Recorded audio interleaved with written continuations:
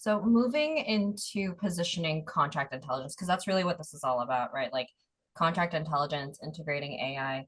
Can you tell us a little bit how the buy side and sell side integrated with contracting and especially contract intelligence helps the transport industry?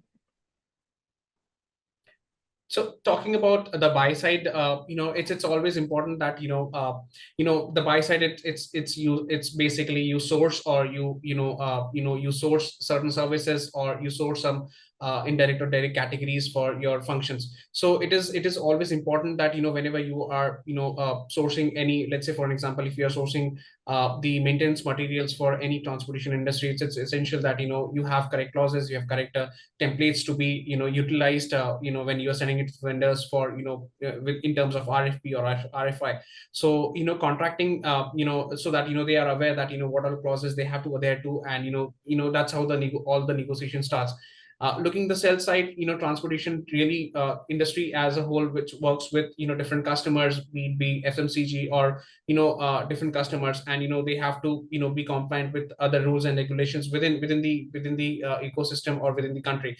So it is always essential that you have the correct template, you have the correct clause, you have the correct language in order to create those contracts, and do all your negotiations, and execute that contract and be bonded to and be there and be compliant to those services or the products which you have been procuring from your vendors or suppliers or the service providers. Brian, if you would like to add something on that part. Yeah, I'll touch on two things. And this is really relevant, I think, to the buy side and dealing with suppliers, and the sell side dealing with the consumers and customers. There's two facets of this, right? There's that streamlined execution of new contracts.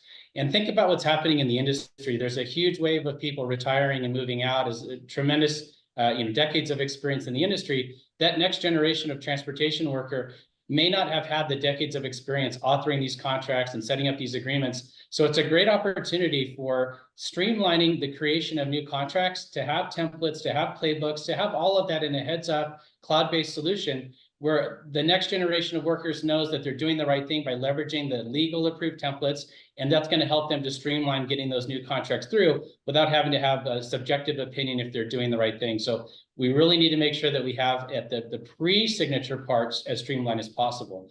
But what I think a lot of organizations overlook too is after a contract is signed, there is still tremendous value within those contracts. And oftentimes, if you're doing that manually and you're sticking them in a file cabinet or just some network share drive, you're losing all of the value in the contract. So that same cloud-based system that would help you to streamline authoring a contract, now let's use that to exploit all of the data in the agreements, right? Sustainability reporting for carbon neutrality. What's the fuel surcharges? What are some uplifts? Are there promotions or incentives for using certain routes? What are the force majeure clauses if something goes wrong and there's a supply chain incident? What are the service levels and KPIs and obligations that need to be reported between customer or supplier? So I really encourage companies, when they think about these technologies, it's not just about streamlining the contract for signature. That's very important, but probably more important is managing all of the commitments and commercial obligations in the contract once it's been signed. You spend weeks and months negotiating these contracts. We need to bring them back to life and ensure that companies are realizing the intent